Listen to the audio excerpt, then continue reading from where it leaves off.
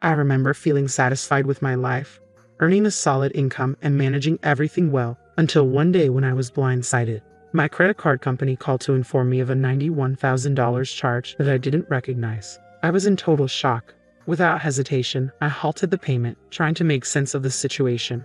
Around the same time, my husband Jason, who was traveling for work, started calling me repeatedly. Despite the chaos, I quickly took control of what was happening. At 31, I had become a manager at my company, and Jason, also 31 and my college sweetheart, and I had been married for 2 years. While many of our friends opted for a change after marriage, I stayed in my role, earning more than Jason, which sometimes worried me about our future, especially considering the instability of his income. We maintained financial independence, managing our own finances and equally sharing household expenses. This arrangement allowed me the freedom to spend my leftover income as I saw fit, and for the most part, it worked well since we were both working, and our life together felt smooth. However, recently, while on a train ride home, I realized I might have overspent. I glanced at a debit alert on my phone and considered checking for any unused subscriptions still charging me. But the thought quickly faded as I struggled to remember the password to my credit card portal. Getting motivated to deal with it was tough, and reaching the help center was a challenge. Their hours, 8 a.m. to 6 p.m. on weekdays, conveniently clashed with my work schedule. Even during lunch hours, long wait times only added to my frustration. Still, I comforted myself with the thought that if there was a major issue, like a charge over $40,000, the call center would reach out to me. This trust in the system made me somewhat complacent about taking action myself. Meanwhile, online shopping became my temporary escape from these mounting concerns. When I opened a recent package, a brief rush of excitement filled me, but it quickly faded the moment I entered our living room. The sight of socks scattered on the floor, empty cans on the table, and a random phone and sweater carelessly tossed on the couch instantly shifted my mood. There was Jason, lounging in his sweatshirt, seemingly oblivious to the mess. His habit of leaving things around the house often felt like he was contributing to the chaos. I snapped a picture of the couch with my phone and half-jokingly and half-exasperated said, "Hey, socks and empty cans. This is what I come home to. It's not that hard to clean up or even make dinner if you're home before me." His response was cool and dismissive. "If you get home early, why don't you clean the house? Don't be so mad about it." The comment stung, and I felt my frustration rise. "I'm tired too when I get home," I retorted, trying to keep my tone light yet firm. "If you're not going to help clean, maybe you should think about whether you'd rather be working or doing chores." "Please, just drop it," he replied, not once but twice, signaling his annoyance without truly grasping the weight of my words. I shot him a stern look, but he was too absorbed in his phone to notice my frustration. It felt unjust that I was carrying more of the workload, both at work and at home. Was I being unreasonable? I wasn't sure, but I feared that confronting him might make him more indifferent to our home's upkeep. To my surprise, something shifted after our exchange. Jason started coming home later, even on days when I arrived early. It seemed he had decided to put in extra hours at work, as if, in his way, he was trying to address the imbalance in our lives. I was in a particularly good mood that day, so I threw myself into my chores with more energy than usual. Jason had been swamped with work lately, which meant that housekeeping duties had mostly fallen on me. I hadn't thought much about it until I found myself cleaning his room, which he hadn't tidied up in a while. As I entered, the scene was exactly as I expected. Empty bottles and cans scattered across the floor, even on the bed. Amid the clutter, something caught my eye. A package, elegantly wrapped in gift paper, lying inconspicuously on the floor. I stepped closer and immediately recognized the branding. It was from my favorite store. A flicker of excitement ran through me. My birthday was just around the corner, and I couldn't help but wonder, could this be a surprise gift from Jason? Despite my curiosity, I decided to respect the surprise, pretending I hadn't seen anything and leaving the package untouched. However, the gift never appeared. My birthday came and went, and as the day wore on, I casually asked Jason, "Do you know what today is?" "Oh right, it's your birthday," he replied nonchalantly. "Did you forget?" I pressed, hoping for a hint of the surprise I had seen earlier. "No, I remember," he responded, barely looking up. "Aren't you happy with what I gave you last year? You know, you're old enough not to need constant surprises." His words, delivered so casually, stung. He turned and went back to his room, leaving me confused and hurt. That mysterious box had sparked a glimmer of hope, but now it just left me feeling uneasy. Then, just when I thought things couldn't get stranger, he dropped a bombshell. "I've got to go on a work trip abroad next week." "A business trip to another country?" I repeated incredulously. Since when does your job involve international travel? You've never even been on a business trip outside the state. He shrugged. They just gave me this assignment. The whole situation felt off. What was really going on? I had been feeling pretty accomplished lately, convinced I deserved some recognition, but now I couldn't shake the feeling that something was amiss. You should trust me, Jason had said, but those words felt hollow after what I'd found. The day he left for his so-called business trip, I couldn't ignore the nagging feeling in my gut. After waving him off early in the morning, my curiosity got the better of me. I went back to his room and searched under the bed where I had seen the box. It was gone. Doubt crept in. This wasn't just a regular business trip, was it? The thought gnawed at me as I dragged myself to work. I could barely focus, my mind replaying the recent events over and over. Hey, are you okay? You seem a little off today, a coworker asked.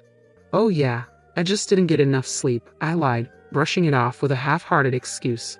Just then, my phone vibrated sharply. A strange number flashed on the screen. I typically ignored calls like this, but something inside me urged me to pick up this time. Excuse me, I need to take this, I said, stepping outside. It was the credit card company's call center on the line.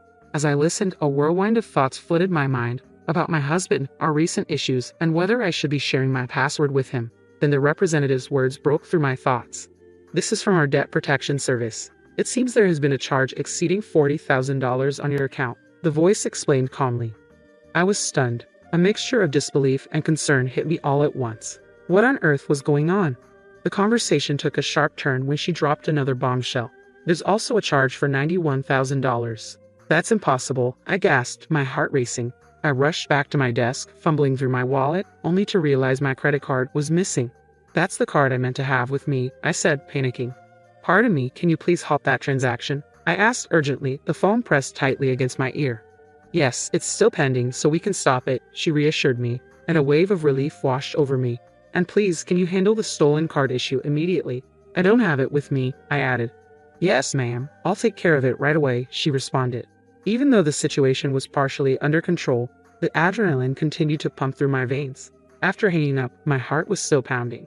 I'm sorry, I'm not in the right state to work. I need to leave early, I explained to my boss. It seems my credit card was stolen and almost misused, and I have a lot to sort out. He understood and allowed me to leave. I quickly caught the train home, checking my phone along the way to find countless missed calls from Jason. It felt as though he was trying to confess something. I rushed home, threw off my shoes, dropped my bag, and went straight to Jason's office. His desk was cluttered, but what caught my eye was his search history, luxury cruises and travel plans for two.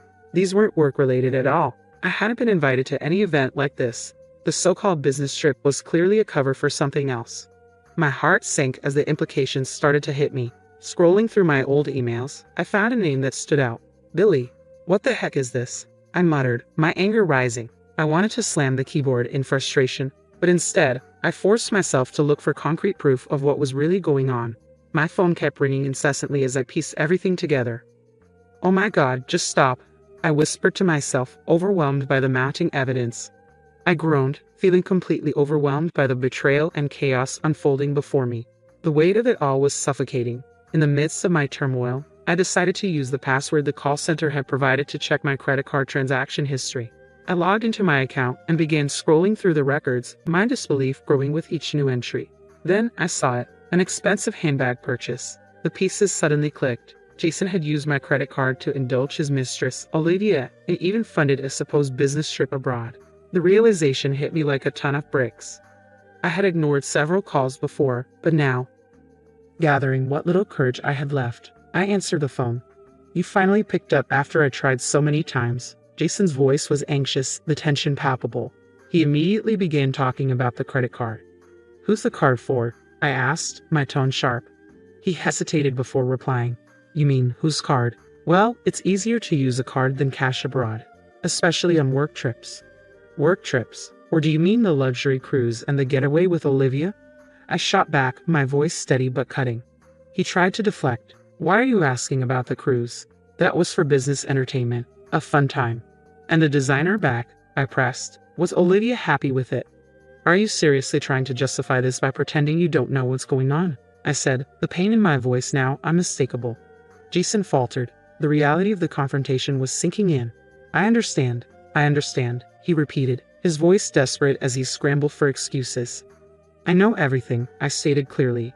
"You tried to spend $91,000 on a luxury cruise and a vacation package for couples. You've been using my credit card to lavish Olivia with gifts." There was a long pause before he finally admitted, "I'm sorry, I cheated. I'm sorry, but I can't come home until you reactivate the credit card," he pleaded, his words hanging in the air. The absurdity of it all was almost pitiful. "Do you really think an apology and admission are enough to make all of this go away?" I asked, the weight of his betrayal pressing down on me. The conversation had shifted from mundane marital grievances to a painful reckoning, and I felt utterly betrayed. "Please spend the rest of your life at your resort," I told him coldly before hanging up the phone, my hand trembling. Almost immediately, my phone started buzzing nonstop. The incessant ringing drove me to the edge, and in a moment of desperation, I turned the device off, seeking escape from the noise. Soon after, an email notification popped up. It was from Jason's travel agent. His return flight was scheduled for noon, 5 days later. I seized this window of opportunity to take control of my life, determined to resolve everything before my husband set foot back home. The day after, I began clearing out all of his belongings from our house, taking the first step in reclaiming my space. On the second day, I gathered the courage to tell my in-laws everything that had transpired, showing them the undeniable proof of his infidelity and the way he had squandered our finances. They were shocked, deeply apologetic, and by the end of our conversation, they pledged their support for my divorce, promising I would receive $2 million in alimony and vowing to recover the funds he had recklessly spent. As the day of his return drew near, I received an early evening call from my in-laws. They confirmed that the divorce papers had been filed. Surprisingly, my soon-to-be ex-husband had only taken a credit card with him, leaving our finances untouched. However, the woman he had been with had given him $91,000. Furious at the turn of events, she had already changed her flight, leaving for Singapore before him, without his knowledge. I wondered why she hadn't just taken his ticket and visa, leaving him stranded. As I mulled this over, my in-laws informed me that when my ex-husband returned to Singapore, he found the house empty and his connection to me severed. His calls went straight to voicemail.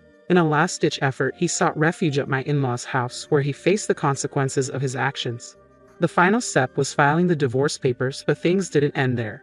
The woman he had been seeing demanded that he repay the $91,000 she had given him. I learned from my in-laws that once he repaid the money, strict conditions were imposed on him. He was practically under house arrest with a 15-hour curfew, and every move monitored by his own family to ensure he paid off his debts. Meanwhile, I took legal action of my own. With help from my in-laws, I filed a $115,000 claim against the woman involved in the affair. Gathering all the necessary information, I went after her financially. When the claim went through, it felt like the last piece of this painful puzzle had finally fallen into place. It had been a long, exhausting process, but when it was settled, I felt a sense of closure. The legal matters were resolved, and it was time for me to focus on moving forward. The next day, when I returned to work, my colleagues and bosses greeted me with unexpected warmth and concern. Word of my situation had spread, and their kindness was overwhelming. "Are you okay? If you want to talk about anything, I'm here," one of my colleagues offered gently. It was comforting to know I wasn't alone. I smiled gratefully and replied, "Thank you. I'm doing all right, just trying to get back into the swing of things. Maybe we can grab a drink after work. I'd appreciate the company." Making plans and looking forward to simple pleasures felt good. Later that evening, we gathered at a local bar. The camaraderie was soothing. We shared stories and laughs, and although the shadow of recent events lingered, it was softened by the warmth of friendly faces.